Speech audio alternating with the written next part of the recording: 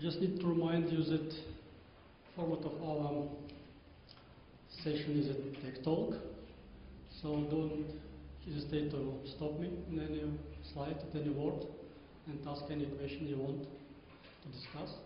It's not a conference session. We're going to talk hour or more, and only 5 minutes after that going for questions, so stop me at any moment. Okay? I have no introduction slide, unfortunately, but as you already heard, have been with the PAM for more than 12 years already. I'm working at Java Competency Center. There is a kind of organization which just work on building a community inside of EPAM, specifying different set of skills which each employee need to follow and trying to know. And it's not only about that. We also help him some internal projects, external projects, doing some architecture review, working on the pre-sales and architecture design, of course. It's briefly about me. So as you can see, our talk, today's talk, about microservices and not about implementation, but mostly about architecture patterns and about overview. What is it and how we can deal with it. Today's agenda, we discuss briefly microservices, and most of the time we are spending discussing and talking about patterns which microservices architecture need to follow. And one of the tricky questions about API version and how we can organize versions and organize contracts in our microservices in order to integrate them smoothly. First questions regarding microservices. Why do we need it at all? Actually, it all depends. Some application need it, some application do not need it at all. There is a one of the Gartner's report which says that some application need to go fast, another application need to go less fast than the previous. So it's a normal situation when we have highly loaded applications and highly loaded products which really need to reflect this load somewhere in some kind. But there is an application which do not require it at all. And so it's better to stay at old approach, maybe a legacy one, and do not introduce such a complexity which brings with microservices. But today we are talking about microservices and the kind of application which really requires microservices and such kind of complexity which it brings with this approach. Actually, we can compare previous approach which we all used before. I'm pretty sure that everyone writes and was involved in a project which was built in the Monolith approach, but maybe some of you already tried by yourself, maybe it's your pet project, maybe it's your current project, microservices. By the way, who already tried to build something which can be called as a microservices? Few hands. With a real project or pet projects? Both? What? Production projects. That's nice. I expect lots of questions from you, maybe some recommendation. Okay, we can compare monoliths and microservices. As you know, monoliths it's always in most cases, is a complex code base. I'm not counting project with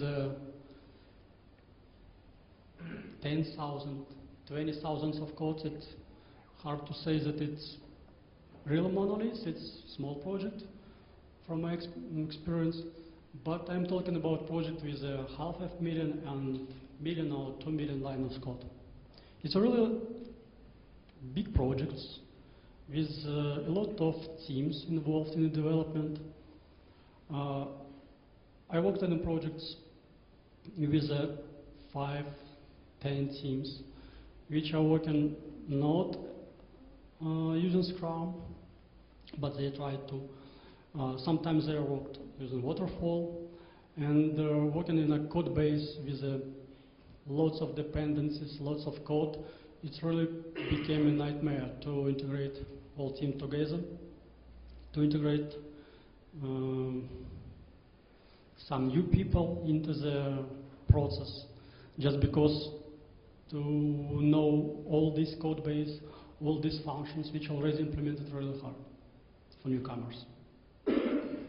From another hand, we have a microservices, which are a bit simpler, just because we are trying to split our functionality to some bounded context with a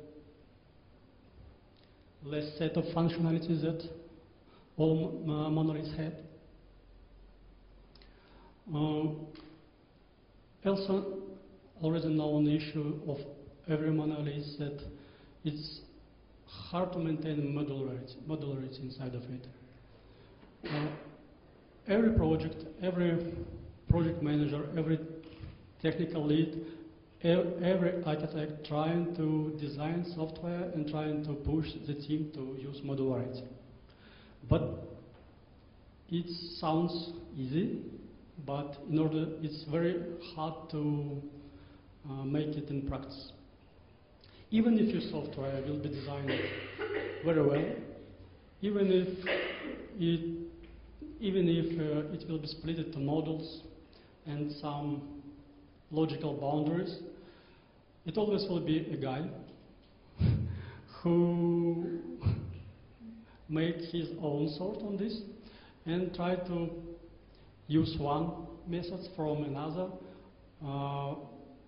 one layer.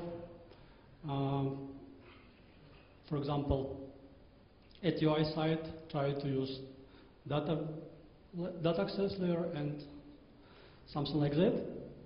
And it always became a nightmare to manage this code. It will be, and this adds a lot of complexity into the code. And as I said previously, it will be a nightmare for newcomers to recognize where is these boundaries, where is these modules, where is these layers. And all newcomers looking into this, trying to copy this approach to his functionality, which he will be implemented, and the mess became much bigger during the time. At microservices, we of course can make this complexity inside of code, but it's much easier to avoid this, just because your code base is not such big as monolith application, and such a boundaries exist not only on a logical layer, but on a physical layer between different services.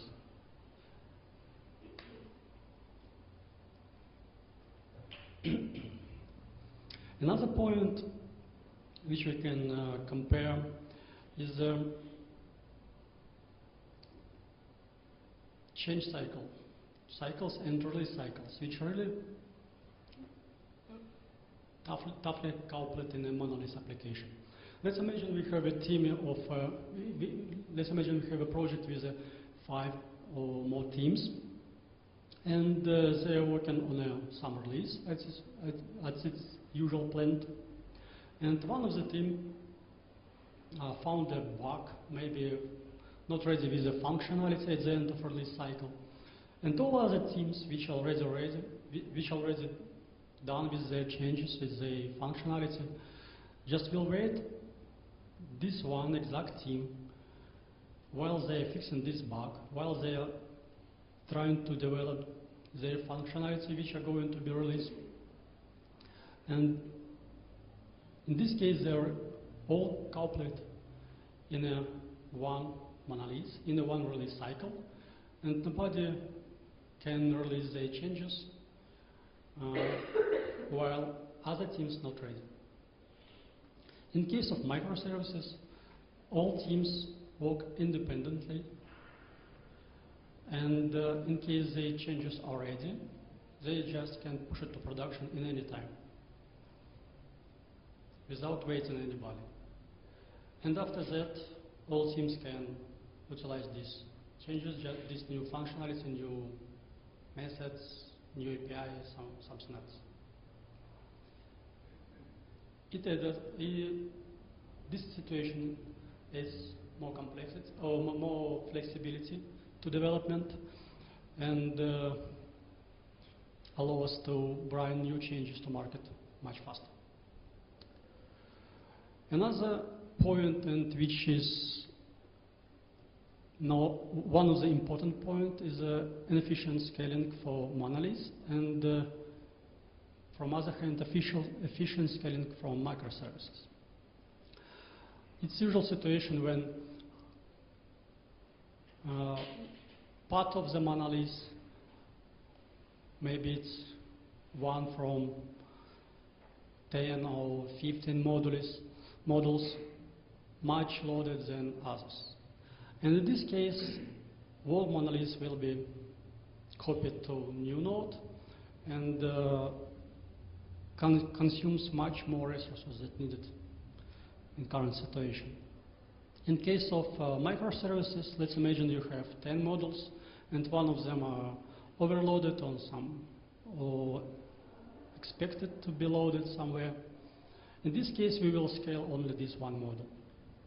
And our resources will be consumed much more efficiently, and our customers spend less money than expected in case of monoliths.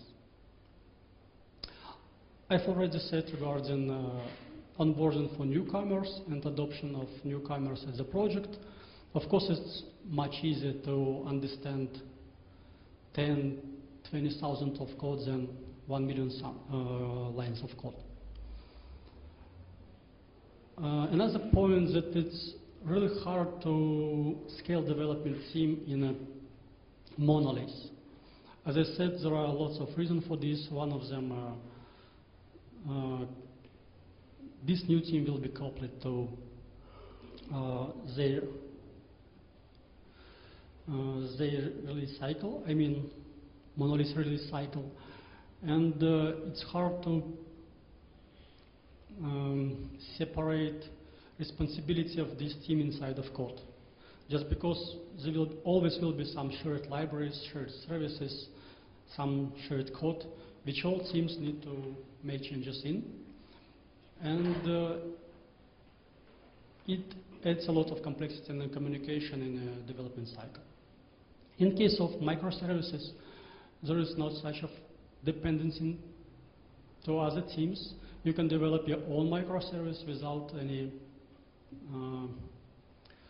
any dependencies to another teams, and inside of your code base.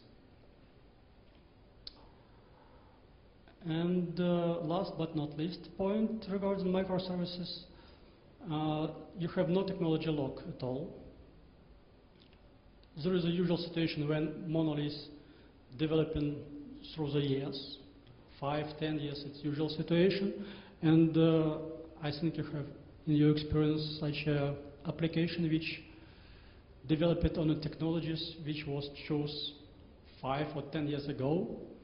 It could be maybe Struts 1, it could be kind of EGB, Java 5, Java 6 at least, maybe some GSF. And of course, technology going forward, and there are lots of technologies which we can use right now, which are much more efficient and give you a way to develop your software, your functionality much faster than 10 years ago.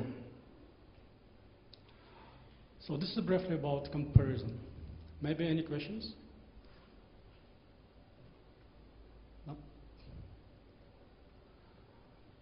Okay, so let's summarize a bit. Which values microservices bring to us? One of the values is a continuous delivery principles, which each microservices need to follow. Just because in case you will deliver your services manually, not in an automatic way, it will be, I can't say it will be complex, it will be complex a lot. Just because in case you are delivering your monolith application, it's only one binary file, so you can always manually upload it somewhere and distribute across your cluster. In the case of microservices, it could be 10, 50, maybe hundreds of binaries. It will be really hard to deliver them all manually. You need to specify your automatic continuous deployment, continuous delivery pipeline, and utilize them efficiently. Of course, it's hard to make it, but it's only one-time effort at the very beginning. But after that, you can utilize this pipeline to all new services. You need to follow fine-grained domain capabilities. All books say that you need to build your microservices around business capabilities. Maybe you heard about domain-driven design, maybe you read books regarding this. And this book said that we need to build, actually they said about domain-driven design, but these principles matched to microservice architecture very well. You need to build your functionality around business capabilities. And it doesn't mean that, for example, we have, I don't know, some employee entity inside of company, maybe some customer entity inside of some customer domain. It doesn't mean that microservices will be called as a customer, and it will be one binary. It's not like this. It will be an aggregated layer, which aggregate underneath of this layer exact microservice, which in terms of domain-driven design called building blocks.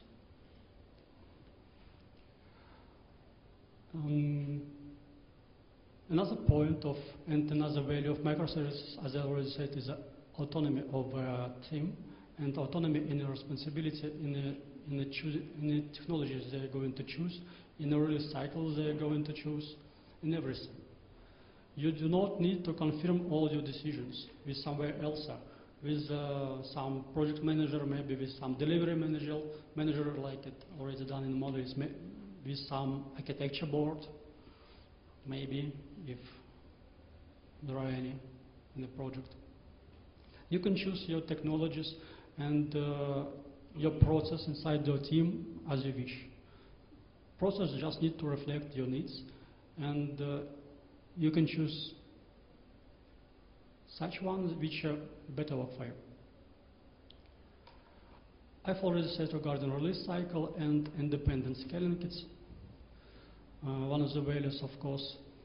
And another value is system resilience. It's a very nice point, and there is a story at Netflix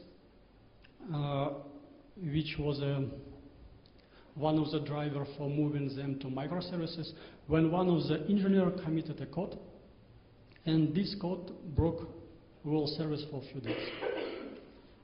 And whole Netflix services was out of the service for a few days. And after that, they decided that they need to change anything, and they decided to go to microservice and migrate to microservice. It's always an issue when in a monolith architecture, when whole application consuming memory, consuming resources, in case of some heavy and long-running transactions, maybe some batch updates and something else. And these issues affects all other functionality, affects user experience, and it's usual situation for monoliths.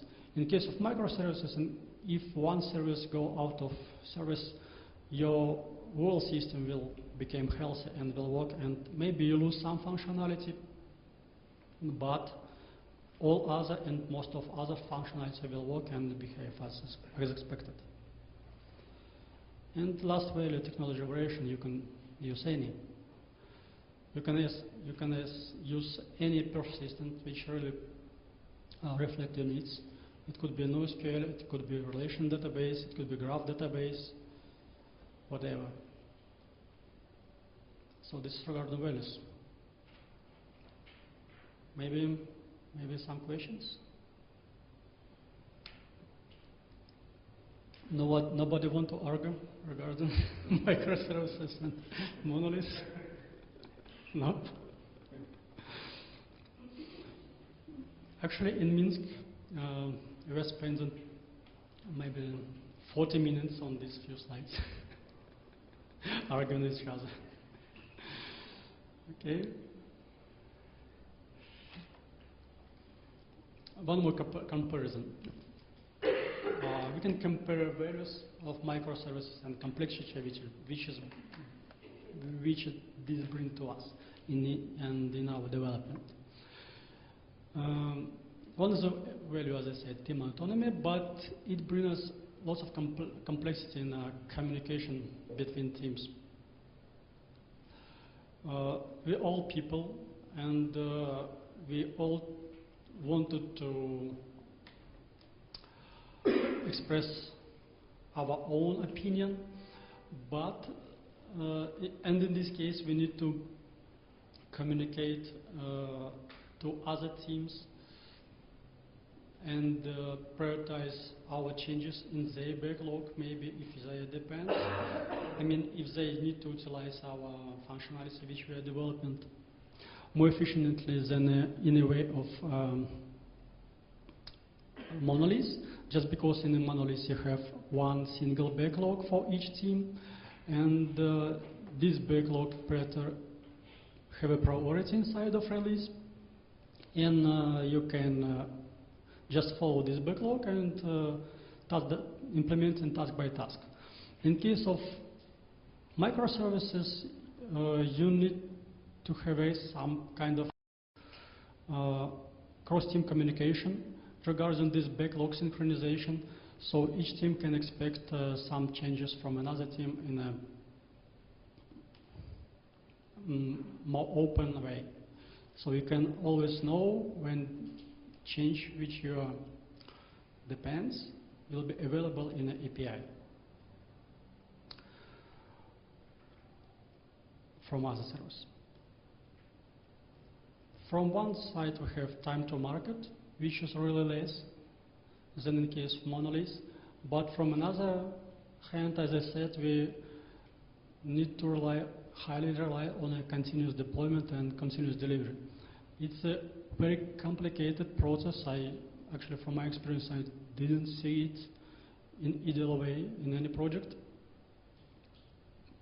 but it's one of the questions, it's one of the priority which we need to follow in our future life. Just because everything changed, and continuous deployment and continuous delivery will be one of our next challenges we need to meet in our work, in our experience, and in our everyday life. Actually, it's a very wide question, just because everyone expected to see some DevOps guy in a team, maybe in a separate team, which always come to the project and solve the problems with environment, with deployment cycles, and so on. But from my expectation and from my opinion, this DevOps, it's not only about a special position and special guys. It's about a culture inside of team. There is a opinion that if you write this code, then you need to deliver this code. Your team need to deliver this code. I try to follow this opinion in my project, in my teams. And I just need to say that all developers need to know, need to be aware how to deliver this code and what pipelines they need to build in order to deliver these services to production. They don't need to call this DevOps guy and ask him how I can deploy our binary, how it will be distributed across environment. Just because without this understanding, you will not understand all microservice architecture at all. How they work and how they interact with each other. Okay, next value is efficient scaling and about everything about scaling, but from other hand is a fault tolerance, which brings complexity in a way how to manage it. In case one service will be unavailable or will be overloaded and trying to respond slowly, we need to know and we need to have a strategy how to behave in this situation. So all of this need to be developed and need to be specified before you're going to develop the service and to utilize some service. For example, each service needs to specify kind of SLA agreement, in what time they will respond to you, and what load this service can handle. So in case this service tried to respond slowly and response taking much longer than you expected, you need to know how to behave in this way. Maybe you need to take some cache results and skip these queries to this slow service. Maybe you need to stop asking him at all for some period of time, just because the service is overloaded and you can expect that all other requests will be much slower. So this kind of fault tolerance strategy need to be defined for every service. Another value is a componentization and modularity of our services, but this brings a complexity of versioning.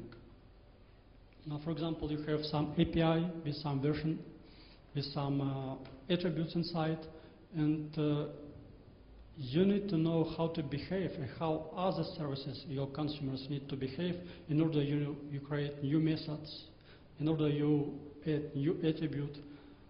But even if you remove some attribute or rename this attribute. And of course, technology variation, it's a common term, and some guys already argue that you will have a zoo of technologies, but actually it's hard to imagine that you will have PHP, Python, maybe Node.js, Java, and .NET inside of one corporate landscape, but you can bridge that it could be Java and .NET at least. And from my understanding, it's absolutely normal. There are lots of enterprise having these technologies inside of corporate landscape for some reason, maybe some acquisition or something like that. But this technology variation gives us an flexibility. So team developing their services on some other technologies can continue to develop these services using these technologies, but we just can aggregate response from these services from some layer and make them available to maybe to users or maybe to other services. Okay.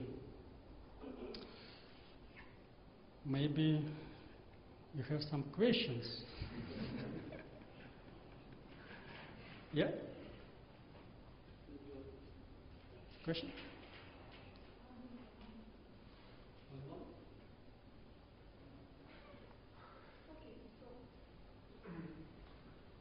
One of the values is team autonomy. I would like to know how you approach time comes for the microservices to be integrated, different teams to perform the integration of the microservices. So the question is how to integrate this team inside of one.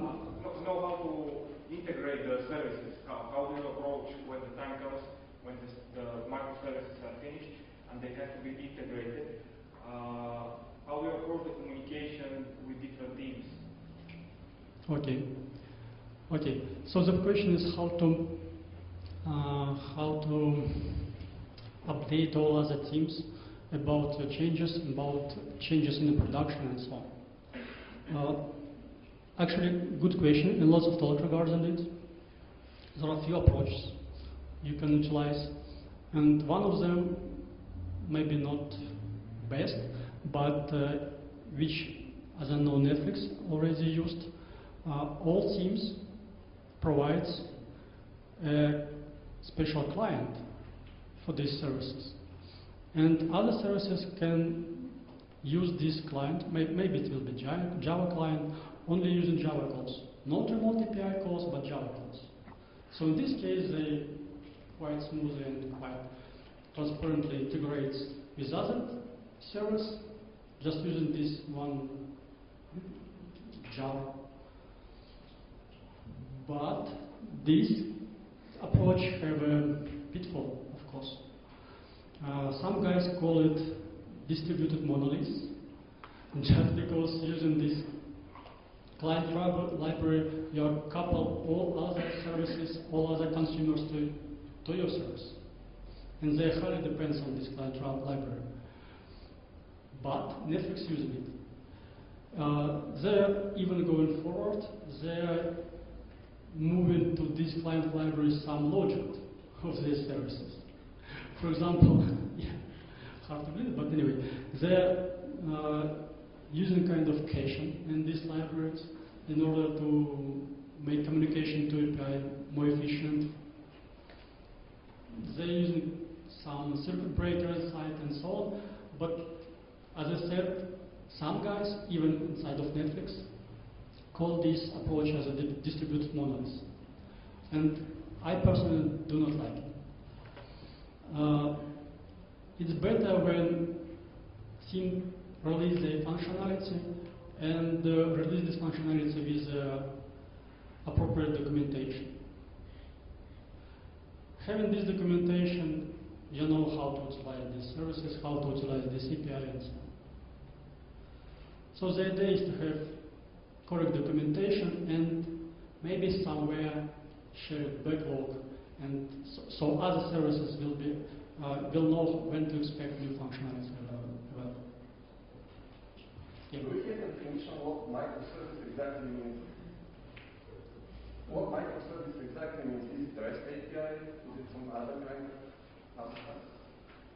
Nope, it's not about REST API. It could be message-driven API. Of course, you can communicate each other using message bus. So it's not only about REST and HTTP calls. So everything. The idea is to have separate services, completely isolated from others. So everything that communicates message-driven or event-driven is called a microservice? No. Not exactly. No. I will come back in the patterns.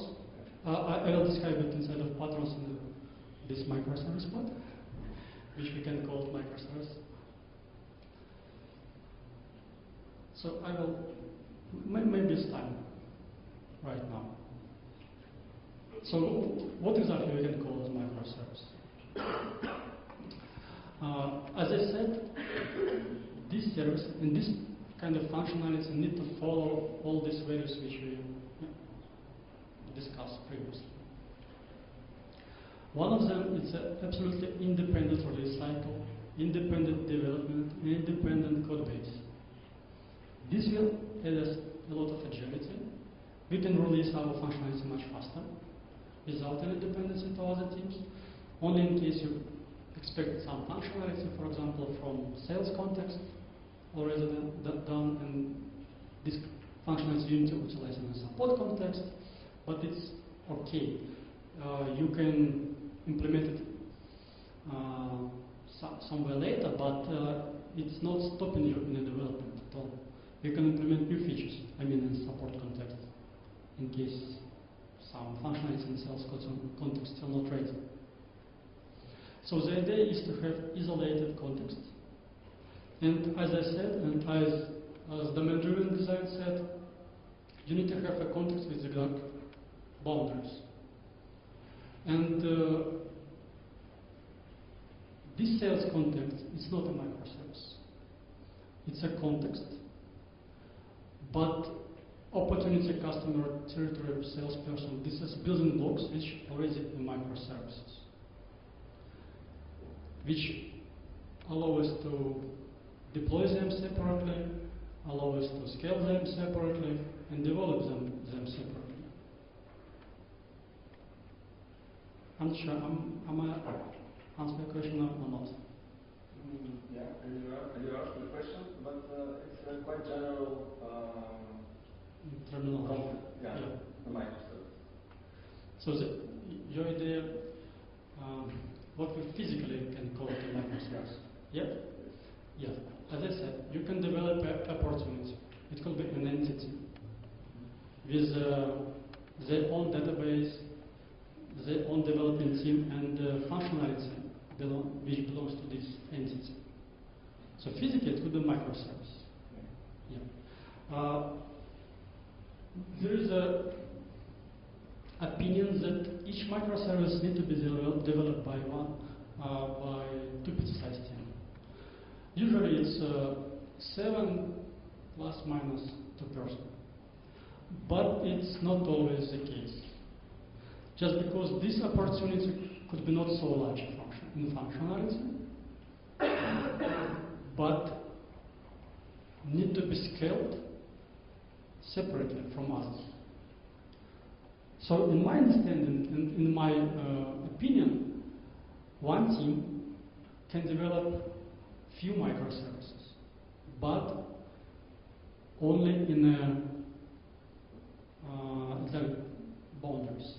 One team can develop opportunity, customer, and territory, but inside the sales context. Then this opportunity, territory, and customer could be separately deployed, separately scaled in case of necessity. And this will be microservice. Yep. Yeah. So if domain context boundary that isolates microservices, and this is the core of the topic microservice, something that is put in small context, that models in small context domain. Yeah. Yeah, in microservices, as I said, it's not sales context, it's just boundary. But opportunity, pipeline, territory, this is microservice. So it could be many. There may be many microservices that integrate and model certain. Yeah. Many building blocks which at the top will have a kind of aggregation layer. And in case you ask for opportunity from some other context, this call will return your opportunity with a pipeline, with a territory, with a customer, product, and salesperson inside of this object. Yeah? But this aggregation layer will aggregate responses from all other microservices. Yep. And there is an opinion that each microservice needs to be developed by two pizza-sized teams, but I suggest to not stick to this term. Just because it could be not too big service, too big piece of functionality, and set of microservices could be developed by one team, but we still have a possibility to scale them separately and deploy and deliver them separately, which is important. Another feature of microservice is that decentralizing data management, when each microservice have their own persistent layer. So we have a polyglot persistent. It's very important just because some functionality and need to have specific persistent layer. As I said, it could be a relation database when we have and when we need some transactions and complex joins maybe and some ACID options. But some other should not have such features, and we can just utilize NoSQL database. Maybe some database need to utilize graph database. Maybe some database are really heavy loaded and need to utilize this kind of database. Not database, I mean services. So microservice gives us polyglot persistence options. Another feature of microservices, you need to keep in mind that your service could fail at any time.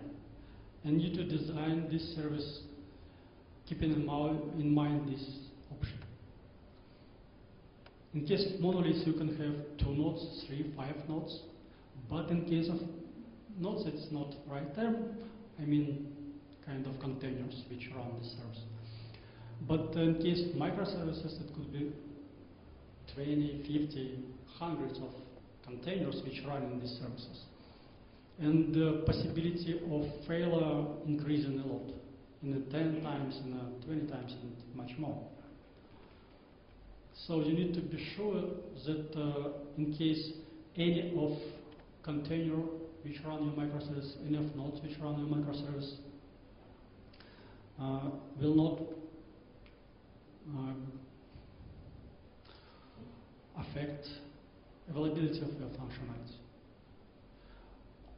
I will discuss and I will tell you a bit later how we can design it and how we can handle it.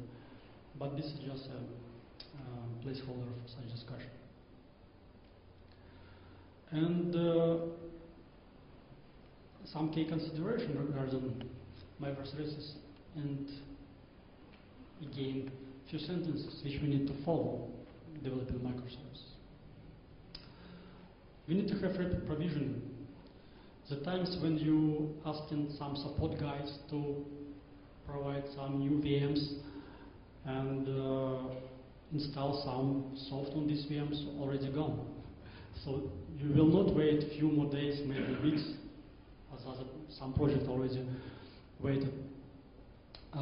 You will need new VMs and new machines available as much as possible. One more point is monitoring. It's not enough to have Zabbix installed somewhere.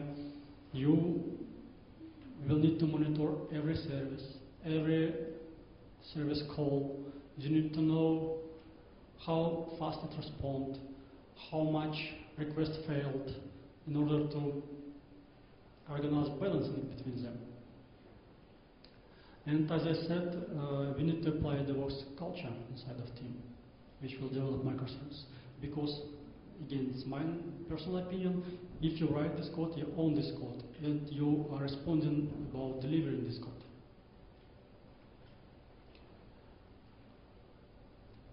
It's a usual question at all as a talk. I just prepared this slide just because of this. Everyone asking what's the difference between microservices and SOA. There are lots of opinions. I will not argue with anyone, but there are one of the guys, maybe you know him, Martin Fowler, who said that microservices, this is a subset of SOA. And his coworker said that this style of SOA. In my understanding, SOA it's a approach of integration of a set of applications.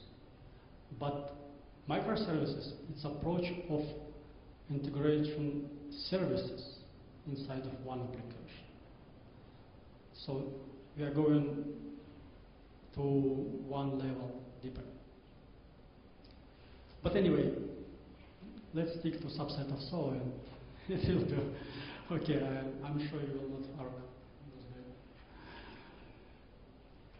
Okay, then another pattern which we need to follow developing microservices, which is called API gateway.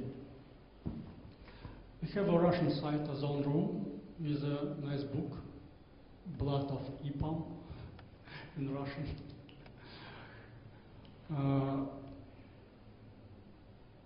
Okay, this question is just from the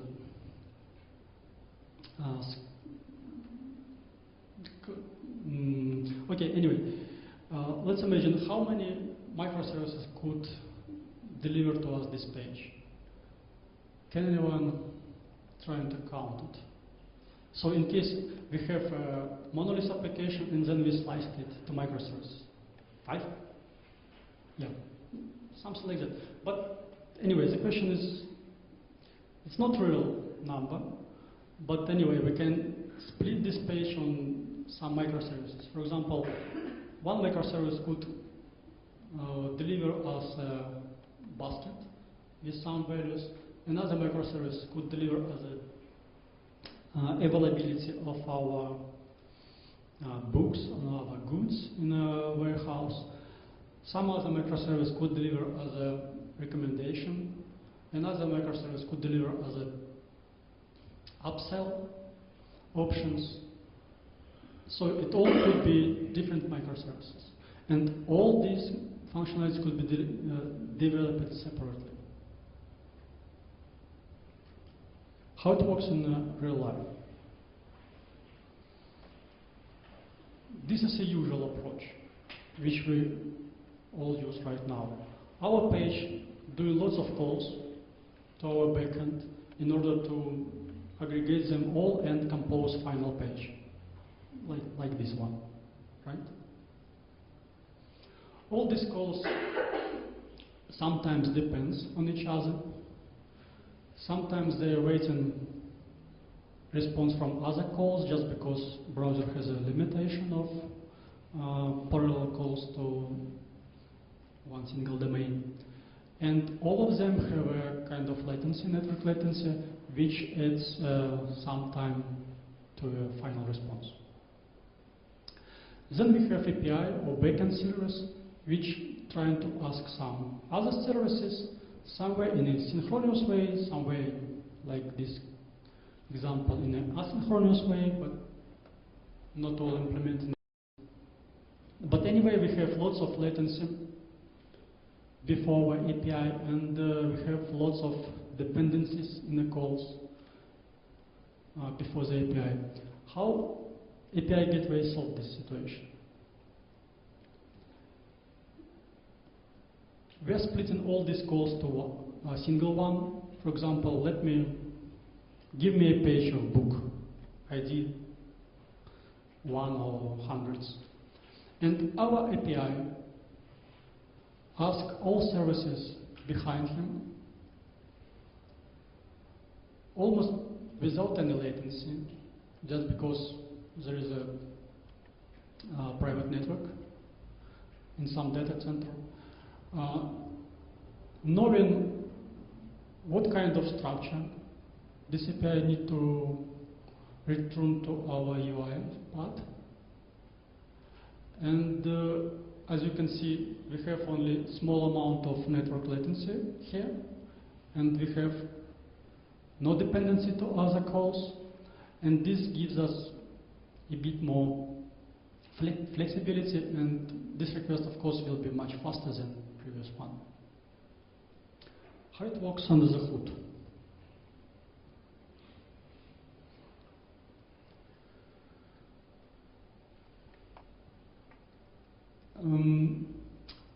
Okay. For example, we have a first step. When we got a call from some of the client, In this case, it could be some Xbox. By the way, this is a picture from Netflix tech blog. Then at the layer of JVM runtime, we have a kind of set of routes, which routes in this request to separate aggregation layer. For example, as a picture with the sales context and support context, we can set this context as an aggregation layer. And for each calls, we can have such an aggregation layer which aggregates a response for separate clients with some specific way. So having routes, it's like Apache or Nginx routes. We can direct our and forward our request to this aggregation layer, which in step 6 ask, in step 5 actually, ask all available services for response and aggregate them in a one object or one entity and respond back to the client. There are some libraries already exist in the Netflix. It's called Zool, which allows us to configure these routes on the fly. All these routes are stored in step 2. Some database which could be configured on the fly, but some operational guide. In this case, you can do lots of things. For example, you can utilize some deployment approach much efficiently. I mean, in this case, you can have a separate set of services, separate versions of services, and split requests between them as you wish. You can utilize canary deployment as Netflix is doing, and after analyzing a lot the points in all other traffic to these new services. So anyway, this works in this way. You have a layer with a routing, which know how to manage your request and know to what part of cluster you need to forward this request. Okay, maybe questions? So you use functional reactive programming as a way to decouple the language-specific features, which are event-driven probably, to the asynchronous Java API, which gives you a facade to your service. This kind of facade for aggregations. Yes, yeah. For different domains. Yeah. In this layer you have some aggregations, and each aggregation has some microservices inside. But so what's the value of SRT in this? Why did you choose to use, and which library do you utilize in Java? Functional reactive programming, which is the... This reactive programming here only for asynchronous calls. Yeah. Yes. So, as I understand, it will be much in case of lots of aggregation layers, from which you need to compose final response. It's much better to call them asynchronously, of course. So only for these purposes, we have a asynchronous API here and reactive module. Which library do you choose to use? Stream Reactor or Reactor extension? From my point of view, it's better to use, not better, but might choose a Netflix stack, Netflix OSS. Just because this says that it's battle tested, and when you're using Netflix right now, you're already utilizing this library, this code, and this model. They covered all these patterns which we are going to discuss by their own software, which is already open source. And as I said, battle tested already, because there is no more fine. Actually, lots of options, but from my understanding, the better to use products from one stack in order to be able to maintain it easily.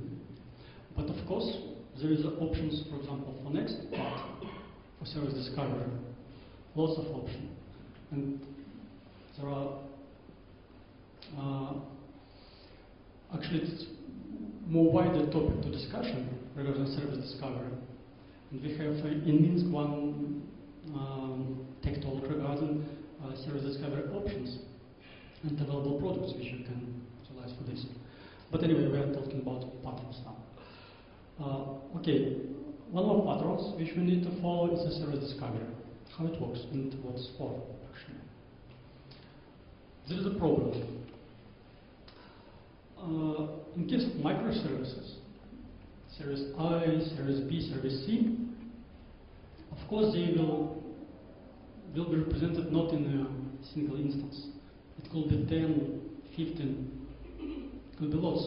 For example, Netflix have something about 40,000 of services, instances of services. And let's imagine all of them here. How our service, our API gateway, or our aggregation layer can find them? All of them have different API, different port numbers. It's one of the issues. Another issue, how to load balance between them. Absolutely no clear idea. So in case of microservices, we need to introduce a service discovery block when each service during instantiation registers itself in the service discovery.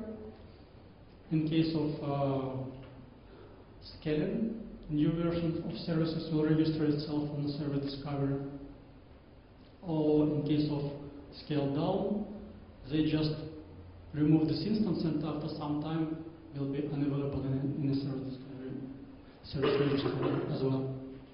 So our client firstly asks service discovery for available instances and then load balance our request among available instances.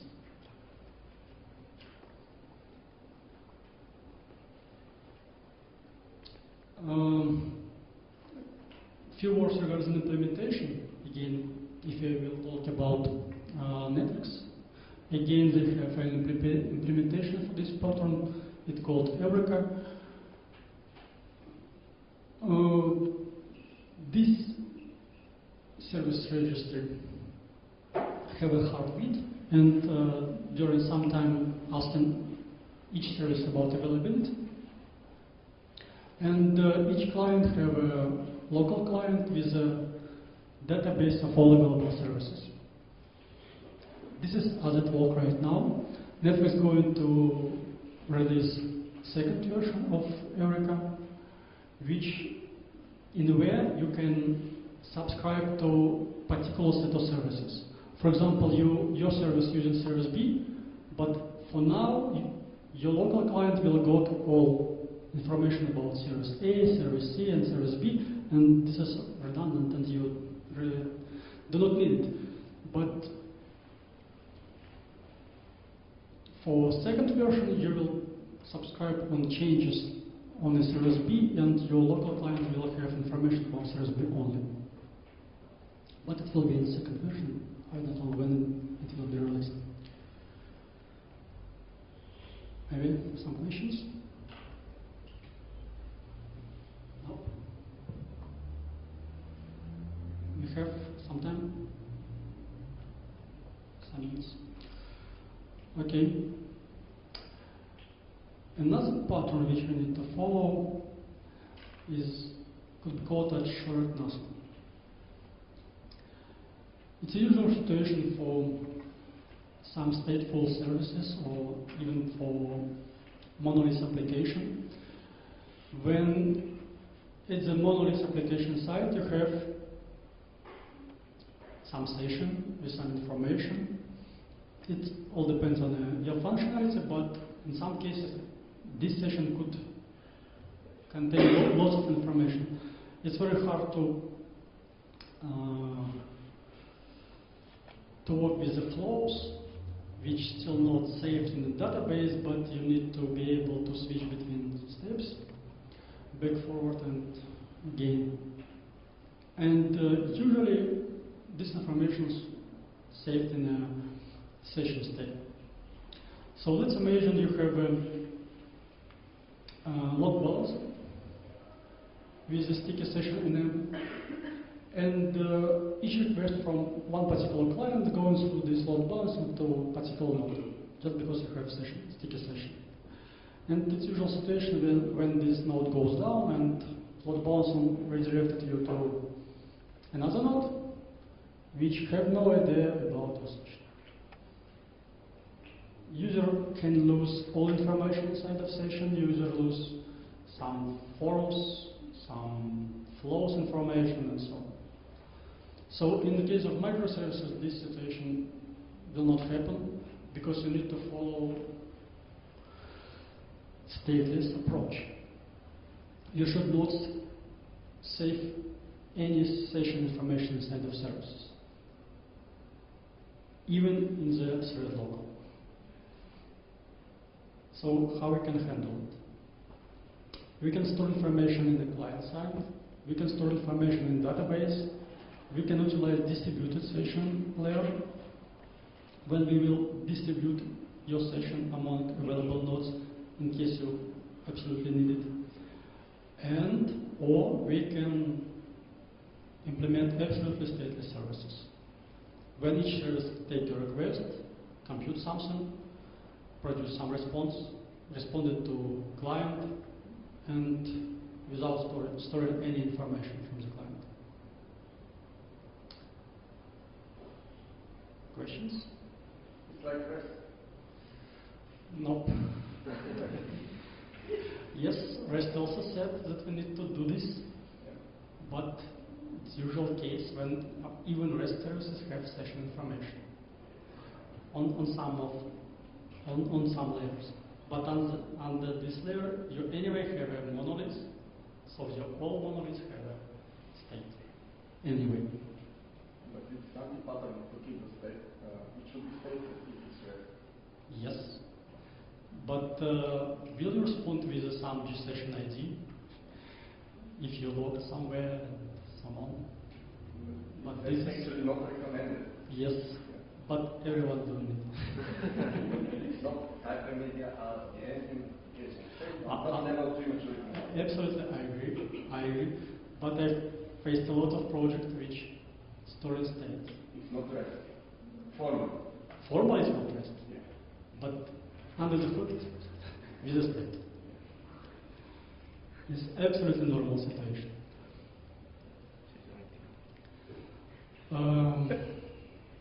Okay, going forward. Another pattern which we need to follow is a configuration management. There is a nice site, 12-factor apps. Does anyone heard about it? 12-factor apps manifest? No? I suggest to go to the site and read it, just because there are a group of people who have a lot of experience in developing cloud-native applications. They have lots of experience, and they had lots of pain in the past. And through the pain, they developed some principles which need to be followed in order to develop cloud-native applications. In our case, this is absolutely matching microservices approaches. And one of the principles which need to be followed is the externalization of configuration.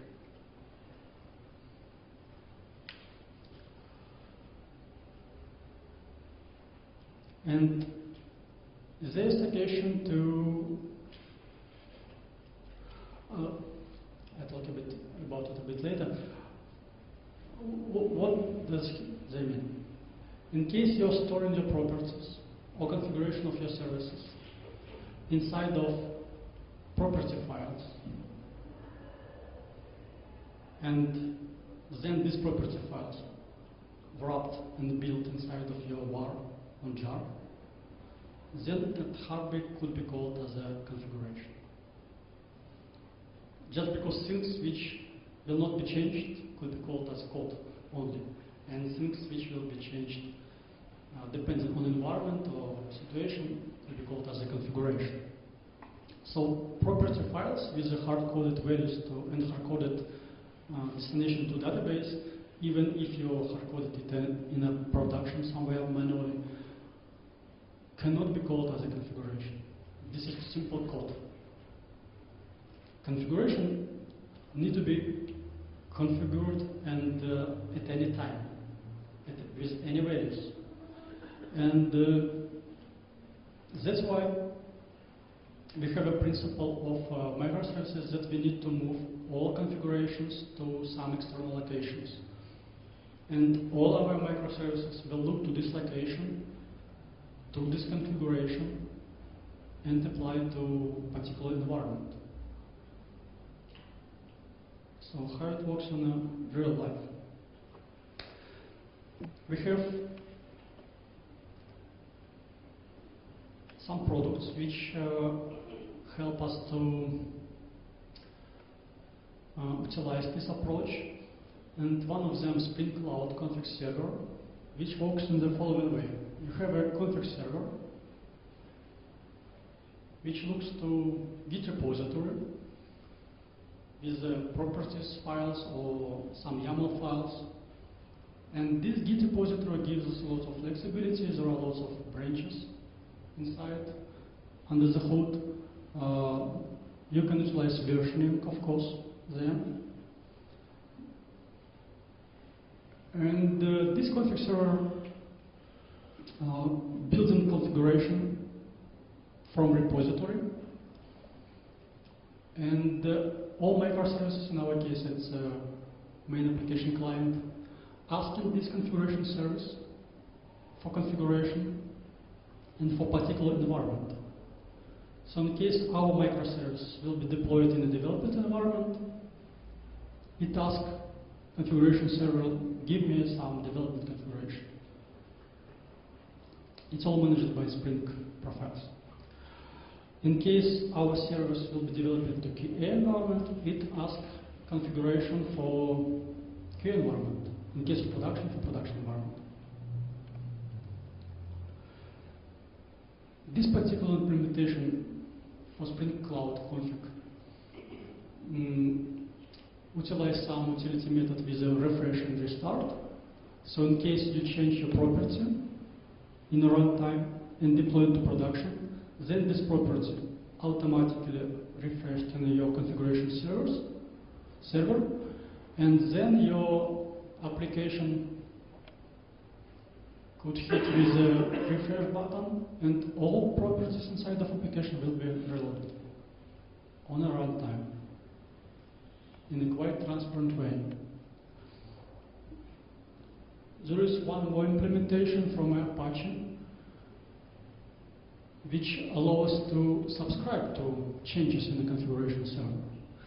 So even in case of changes in the configuration server, they will be pushed to our clients without any URL acceleration. So this allows us to change our configuration of application of our services on a runtime and in a more faster way. Maybe some questions?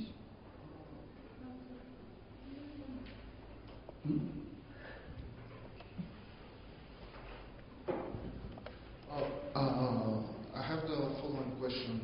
I haven't worked with this, so maybe a little bit. But on every request should be reference to this configuration server, or just at some time interval, which is better. I mean, otherwise, if it's on every request, I believe it will be quite overheat.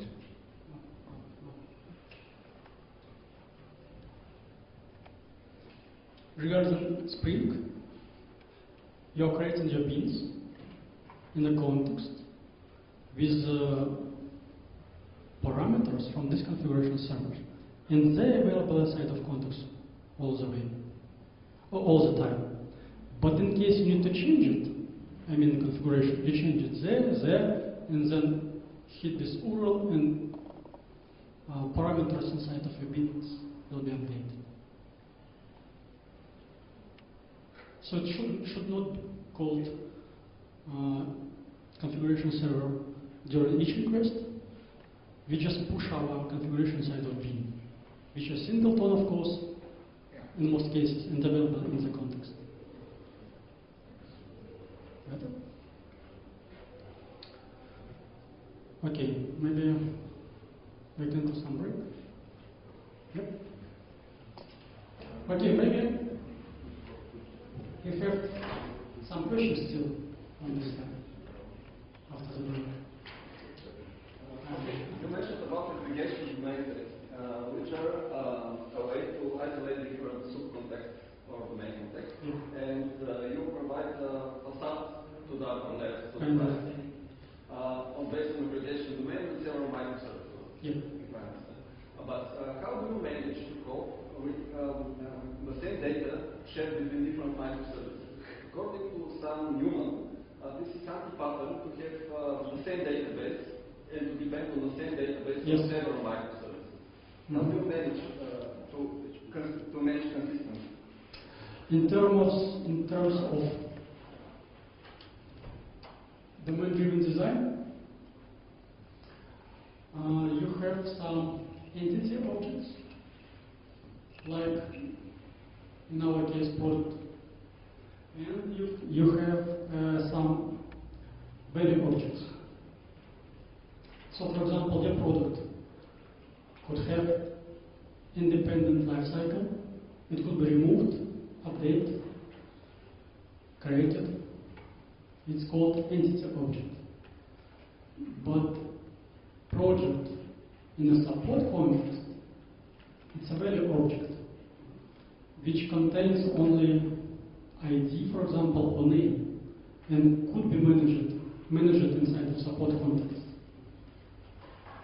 So you don't have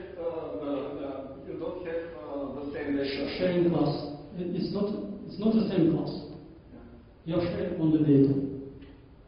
So this product could contain list of attributes, 15, hundreds,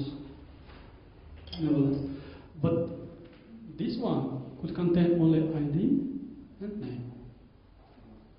So you should not take this class in kind of jar and share this jar with a support context. But I changed the name here in the left context. I changed the name of the product. And how I manage the consistency of the services? It exists because you're using this ID in this side, and you know this ID. They're linked by ID. So in case you support, you will got a ticket for supporting kind of product, you're asking about name of this product by calling sales context. So the support context should call every time on each call, should call the product from the sales context. Of course. It could call every time, or it could cache somewhere, just because this information not too frequently changed, product name. But you can, of course, specify some redemption period for which you cache will need. Time for it, yes. Yes, but master data and place of truth, of course, will be in a sales context.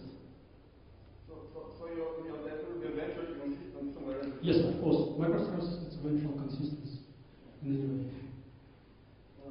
Between context. You have still the risk to use double data, which is cached on the outside. Yes, this is trade-off.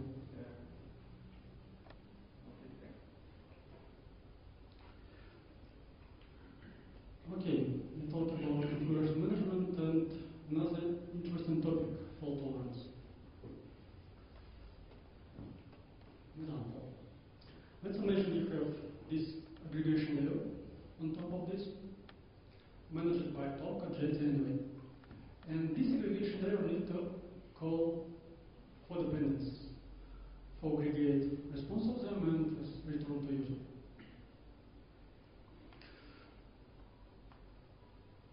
In case of one dependency, it will respond slowly or even goes down, but it's another case. Let's imagine that this dependency will respond slowly. Then our container, Tomcat, by default it's about 200 threads only in default configuration. And in case of frequent high load, for example, 50, 100 requests per second, will fill all this thread pool of Tomcat, and all these threads will wait response of this single dependency. Then when new requests come in to Tomcat, at Tomcat layer, they will go down to the requester with 503 or 504 response code, like service unavailable or gateway timeout, something like that. And of course it will break user experience. Customers will not be happy with this. And we need to kind of handle this situation, and we need to isolate this red dependency which behave not as expected somehow. Of course, all these dependencies need to specify SLA numbers of each server. For example, we need to know how fast this dependency needs to respond to us. Maybe it is second, maybe it's a 2 seconds. And based on this, as I said, we need to specify a fault tolerance strategy. For example, if this dependency will not respond to us in a second, as they are specific, we need to drop connection of some kind, if it's possible, and return to customer results from a cache, for example, or kind of fallback method. So if, back to our support example, support asks the product from sales context, and sales context will not respond to us in a second, we need to take this product name from a cache. So we need, first of all, isolate this dependency, and we need to specify SLA agreement for each dependency. And this one is quite interesting topic, just because in case we have lots of dependency, it's a rough numbers and average numbers. For example, we have static dependency and static services with SLA 4 nines, but in case we multiply these static dependencies on 4 nines,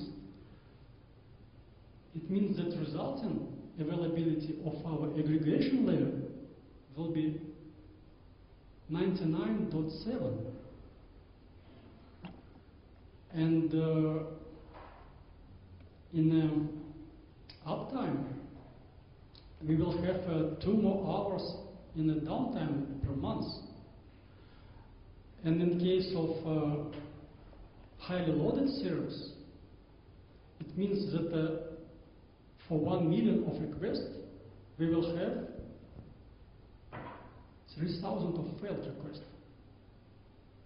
Maybe for some cases and for some services it's not a lot, but for another cases, maybe it's payment, maybe something critical functionality, this 0.3% is a lot.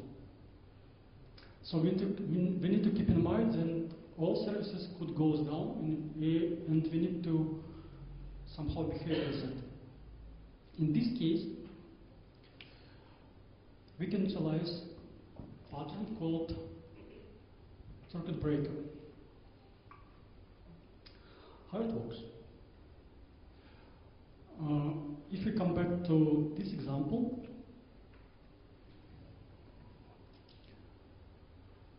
everything fine when all dependencies are green and responding as usual, as we expected. But in case one of the dependency goes down, we need to open this circuit breaker logically, and to each request we need to say that this dependency is unavailable and you need to react somehow on this. But we can handle your request. And this, as I said, need to be specific on a strategy, a fault tolerance strategy, how we need to behave in case of this dependency unavailable.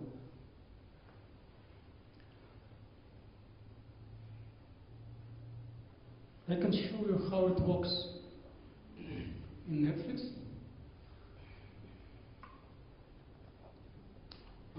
Let's imagine you have a call at step 1, and step 2 we can handle it somehow, asynchronous. Then in a code we are going to circuit breaker and see if the circle closed. We are going next. This first step particularly regarding isolation. So we can, on the Tomcat level, on a machine level, isolate all calls, all requests to our particular dependency in a limited kind of threads. So we can say it. So for calling this dependency, we can use only these 5 threads. And we cannot go utilize more threads. Just because in case we utilize all threads, this could affect other codes. So in case thread pool is already utilized, for example, all paths 5 threads is utilized, our circuit breaker reject all following calls, and we go to the callback and behave somehow. Maybe we can respond with the cached results, maybe we can respond with the empty results.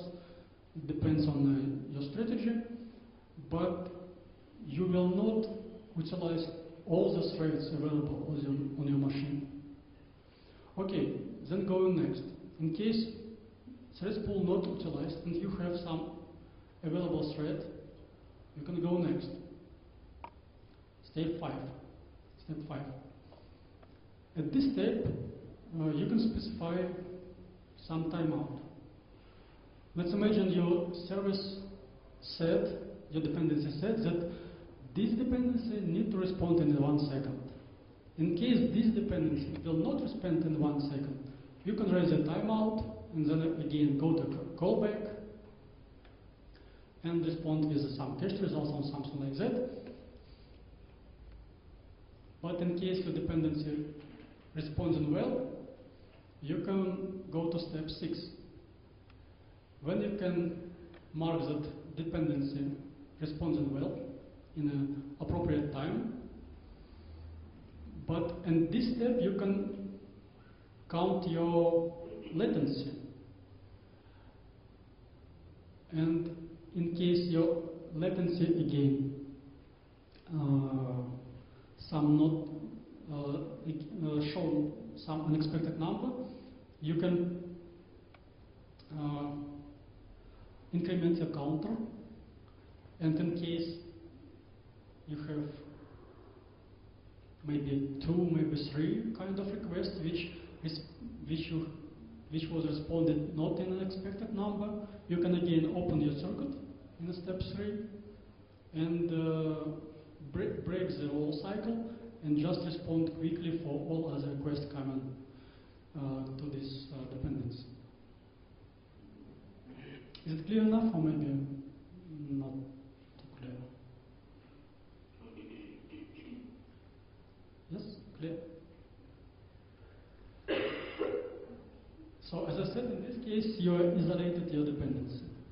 And your dependency loading, your dependency response time doesn't affect all other dependencies. And your aggregation layer can behave as expected and can respond in an expected way. So this is the example. We have few dependencies.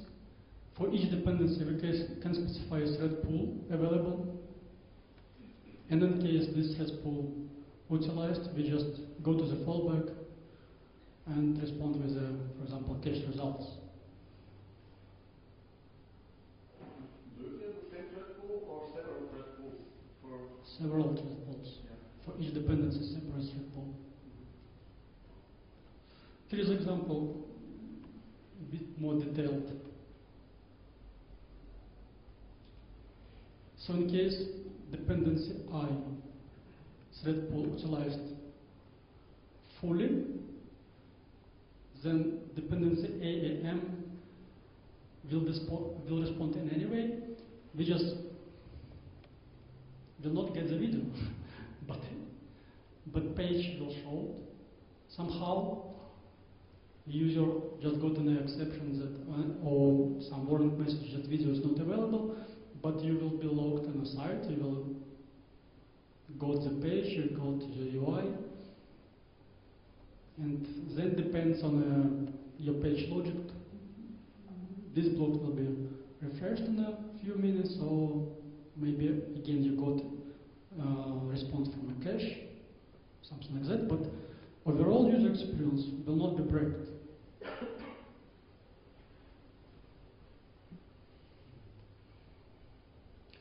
Here is one more example,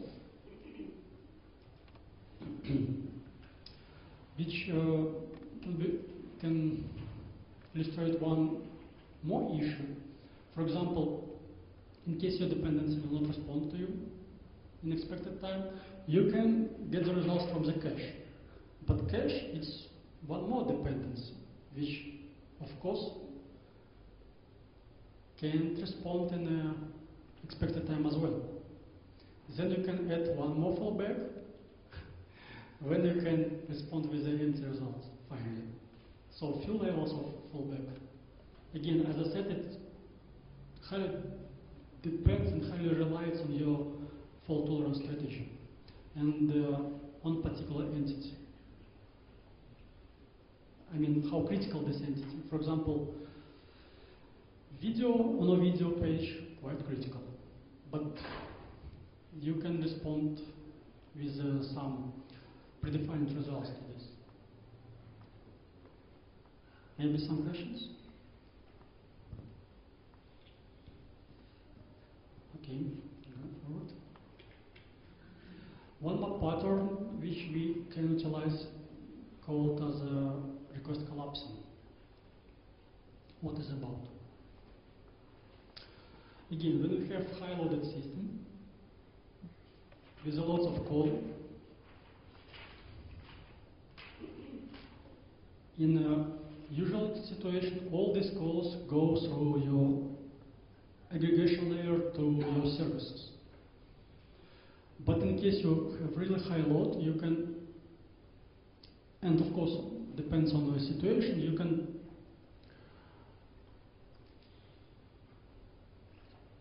can wait some time. In this case, and as Netflix doing it, they wait in 10 milliseconds. And they're not pushing all these requests through. They're asking dependency only one time, and then pass request from this dependency to all waiting requests. So they're doing kind of batching. All requests waiting, sometime for them 10 milliseconds. It's okay, but I'm sure that 100 milliseconds for usual case will be okay too. And then you can ask your dependency only one time. That's why you're making load of this dependency of these services much lower, and response with this one response to all requests, all clients. Here is one more example of this. So you're forming a queue, counting 10 milliseconds.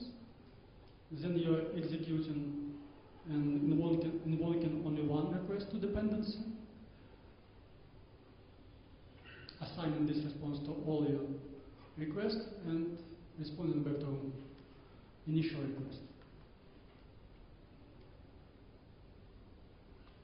Again, this all could be done in isolation, I mean in our thread pool defined in our previous part.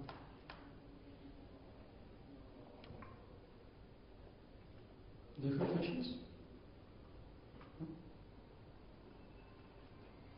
Okay, one more pain point of microservices is API versioning. When we need it and why we need it.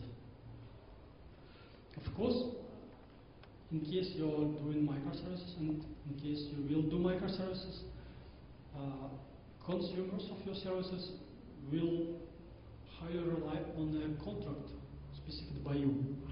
And in case this contract will change, something can be broke on your consumers.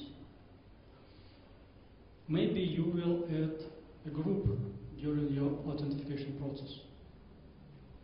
I mean, you had username, password, and now you are going to add a group.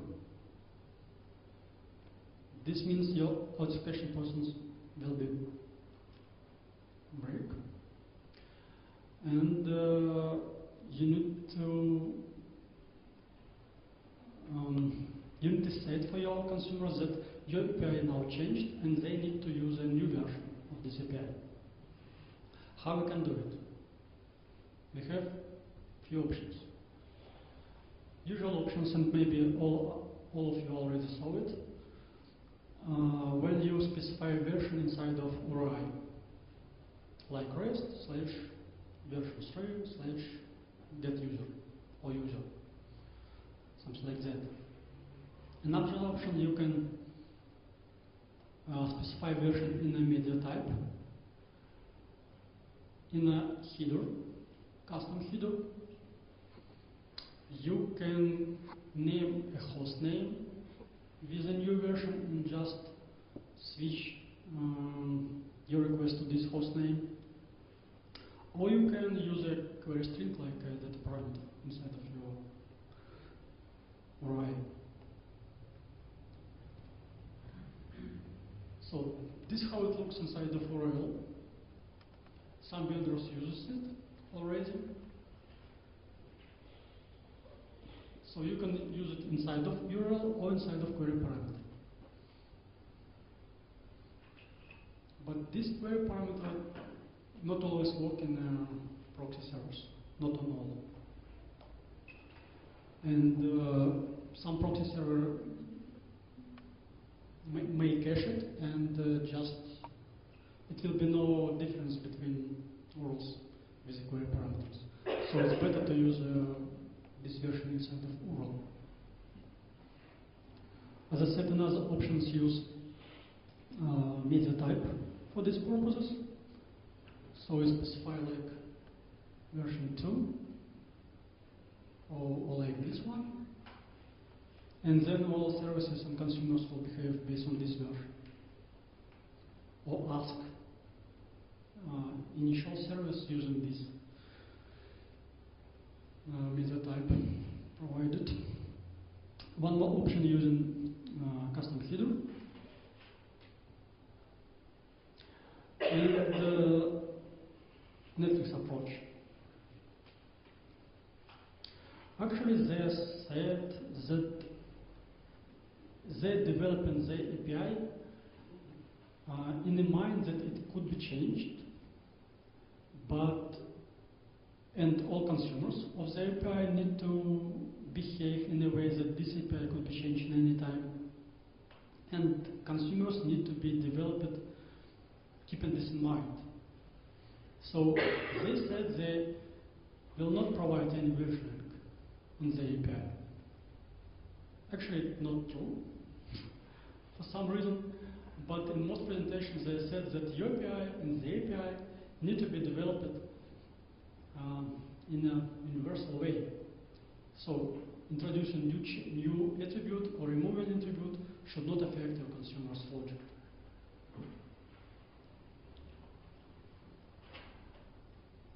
Okay, and I have a few examples of big players, how they're using versioning in their API. As you can see, lots of vendors, lots of products, lots of players using versioning inside of UI. For example, Twitter, Atlassian, Google Search, Facebook, even Netflix. Some more examples, all of them using versioning in UI. Most of them.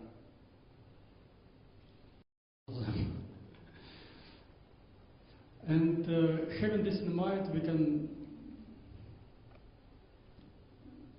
assume that it could be an issue, just because if you need to switch to a new version of your service, you need to change an endpoint somewhere inside of your service. Is it possible to make it deniable discoverable? New URL. Like in hypermedia authentication, anything It could utilize configuration management somehow, but it's better to. Actually, it's hard to build your domain model already as it should be, and you always will extend it somehow. But it's better to, for me even, to follow this approach, which Network said, and try to make an API and consume this API in a way when you will not break anything. It's hard, but it's much flexible than changing your UI every time when new version released. Of course, it could be changed only for major version, which not backward compatible, but for minor versions, it's better to stick to one URL all the time. So if you have a lot of changes, you will keep all of them backward compatibility manner? Of course, most of changes need to be in backward compatible just because you have lots of dependencies. They become not optimal. They become not optimal. Or there may be a lot of things that are just for backward compatibility. Yes. If you have lots of changes, it must be backwards compatible. But if you're going to release something not backward compatible, then you can utilize this version, and all consumers need to apply this logic, apply this new contract to their services. Trade-off again. But dynamic discovery is better. Yes, but as I said, you cannot add the dynamic discover for a particular endpoint. You only can specify address of your endpoint, API, port number, and so on. But this part, you need to configure somewhere. It could be dynamically discovered using hypermedia at the edge application state with single. You need to have yes. Yes. Something like that. Yes, it could be. But this is the whole idea behind level 3 maturity. Yeah, but it's, as I said, it's special logic to your service side. When you need to parse response, you need to go through these things and so on. But as I said, for example, you need to give a product page or product information. For these purposes, you need to call some index page or index REST, which respond to you with specific rules.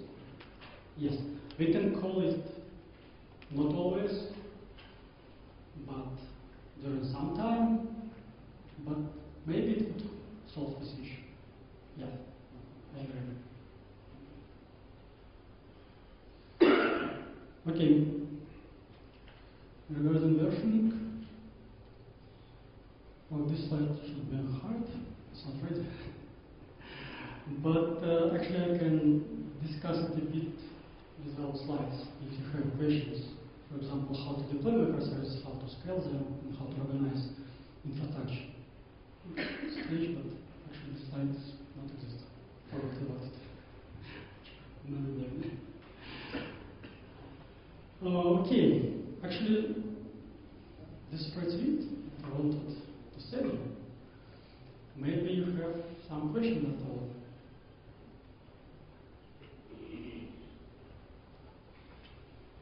So if you change the media type, which is the representation, which is independent from the internal representation of the service, how you distribute the changes?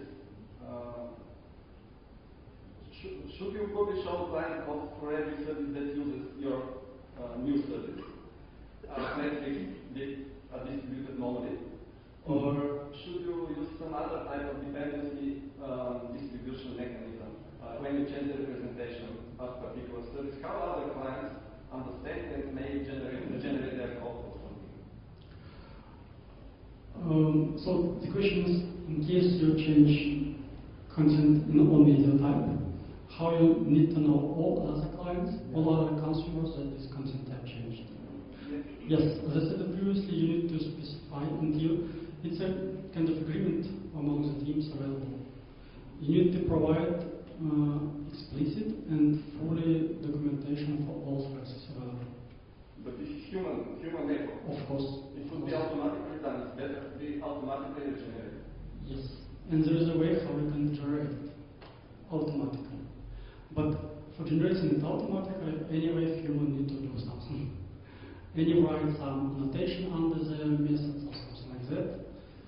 So in order to be generated in a kind of documentation specification of your service and go to and distribute it among the team. But this is not automatic deployment. This is human. There are human steps in this process. It should be automatic. But the question is how we can let all consumers know that something changed in our contract, right? Okay, they know, but is it possible then to update to the new contract automatically? Nope. No, absolutely. As I said, there are two approaches. Like Netflix do right now, distributing a client for each service to every consumer. This is solution, but not maybe. This solution, but it co-allows co-polish shares, and even Netflix engineers said that they don't like, and they call it as a distributed monolith. And it's really hard to make changes in your service, and then you need to make changes in your client, and it gives you a dependency of other teams to your client. As I said, it coupled all teams together, and it's just a monolith. So there's no way.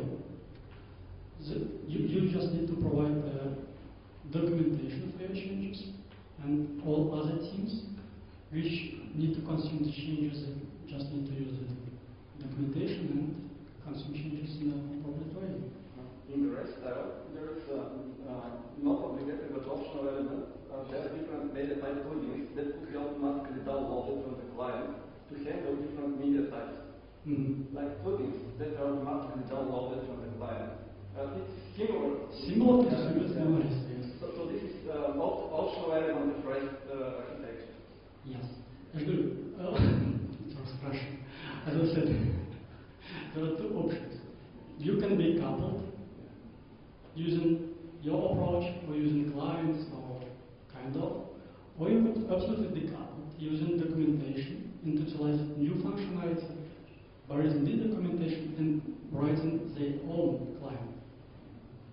So my suggestion to write client not by original team but consumers. They could be a group of consumers and they could share this library, but this client should not be written by original team. Another way you will be too coupled to this team, to their release cycle, to their backlog, to their priorities, and so on. Yeah? But you will be coupled only to the media type changes, not to the internal implementation changes. Yes, but in case we will have a version number in the media type, we will couple to this anyway. Yeah. So you will wait while original team make changes in the client, make support of this new version, of new fields, new functionality. Again, you will depend on them. One more question. Yeah, I would like to ask how the ways of communication between services and how this affects performance. Do you understand the question? Ways of communication between services and performance? Yeah, and how this communication affects performance, like some kind of general overview of how the services communicate with each other. I guess there are several ways, and how these ways, what impact they have on performance. If you can summarize, maybe. Okay, so the question is how the service communicate among available services, and how it can affect performance. Yeah. Just because we have distributed systems, distributed services, and of course we can rely highly on a network infrastructure, which could add a latency, of course. But let me show. But all communication need to be handled in this way.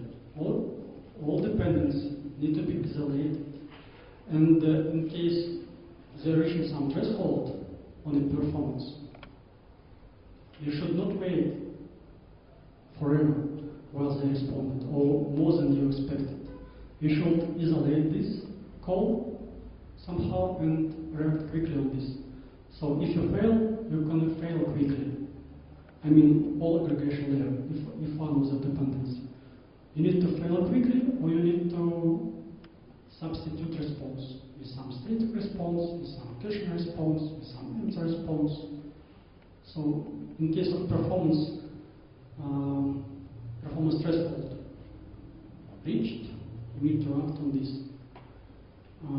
taking results somewhere else. Maybe from another service, maybe from cache. Yeah, my question was rather, what are the concrete ways should services communicate with each other, and in what concrete ways they communicate? What do they use events? Do they use HTTP? What means they use to communicate? Should they communicate directly or not? Yeah, you can utilize event sourcing, of course, in addition to HTTP. It's all about consistency of your services. And in each particular case, you can choose different ways of communication. You can even ask any sockets. It's quite a lot. So it depends on your implementation. Yeah. I have a question regarding fault tolerance again. So what if we have several services, microservices, and let's say we have some service bus in order to make it all together. And Service bus or something message like bus? Message bus, just an idea. Because each will already anti-patrol microservices. Yeah, but the question is actually, how would you suggest to organize transactions in a microservices architecture? Because usually the main way when you try to break down your application to several services, then you don't have something like XA transactions, physical transactions. You have to think about some compensatory models. So what would you suggest in this case? As you said, it will be distributed transaction in case of huge amount of entities which need to be updated and which handled by separate services. But it's better to make all calls atomic as much as possible. But in case you have no possibility to do this, you can make distributed transaction, of course. It could be utilized by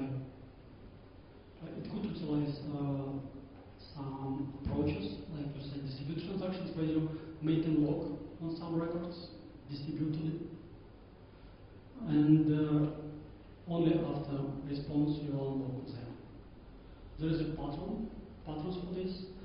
I can't name it right now, not remember. But it's called as a, but it looks as distributed logs among involved entities. So but it's again a trade-off. It will not too fast as in Monolith, and it's a bit of complexity just because you need to log some records or some services. And again, it relies on the logic of this log, distributed log, just because you need to share this log among all involved services. But it's microservices world. There's nothing else proposed. So it looks like a distributed log for all involved services and for all particular entities involved. Okay, maybe some more questions? Yeah. You have a lot of thread pools because you have for each dependency you have thread pool, as I understood. Yep. So you have a lot of thread pools and a lot of concurrency going there. Yep. It's definitely not non-blocking. Yep. So if you They isolate yeah. each other. Yeah. So if you need low latency, probably this is not the best architectural style because low latency means non-blocking. They are non-blocking. These thread pools have a lot of threads. Yes, but they are not blocking each other. They're not blocking each other. No. This picture is short. So even inside of each pool, they're not blocking each other. Just because this one is a separate request of this method invocation. But how many processor units do you have? What? How many processor units do you have? How many? It depends on your physical machine and your expectation of possible dependencies. Yeah. So of course you need to utilize it as much as you have open threads. You can't create hundreds of thousands already concurrent requests. Of course you need to play with available threads and distribute these pools among all available threads. What is the ratio between processor hybrid threads and threads in the thread pools? 1 to 1 or something? Okay, it's again depends on your expectation and your latency, your service performance, and so on. So in some cases, you can allow to make it only one core. For some other cases, it should be more cores. So it depends on the case. Because you need a lot of threads Yes. in order to have separate thread pools. So that you are limited in a physical level on a core. Yeah. Yeah. Yes. That's right. In a core level, you are limited by number of cores. And as I said, it's all depends on your physical machine and on the possibility to make concurrent core on a physical level. But if you have 100 different microservices and thread pools by 10 threads or something, you need 1,000 different cores if you want one-to-one. Or otherwise you will have some blocking. Some blocking on physical level. Yeah. Right. Which In is not physical optimal level? from low latency point of view. Yes. On physical layer, will be blocked. But I'm not sure that it could be significant, of course, for some cases. But as I said, it's case by case choice. I mean, your physical environment, your resource availability, number of cores, and so on. So you have somehow to prioritize the threads how low latency required Yeah. and then maybe more physical resources. Yes. In case of, again, as I said, on a case. Yeah. But I'm not sure that this situation will affect it a lot by course, just because lots of logic inside and so on, they are not going in milliseconds. But again, in case you will need really low latency, and you will high load, and you expect a high load, then of course you need to add more cores. But this is one solution. Another solution, you can distribute load on more machines. So you can have one machine with 10 cores or 10 machines with 1 core. And you can play with this now. But that also around the same machine technically. Yes, but you can make it smaller in case you have more machines. Again, as I said, it needs to be calculated in each particular case.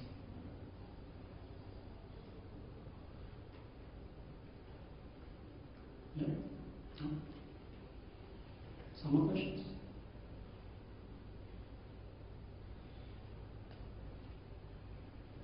Okay, since we are done, a bit quicker than planned, but anyway, thank you guys.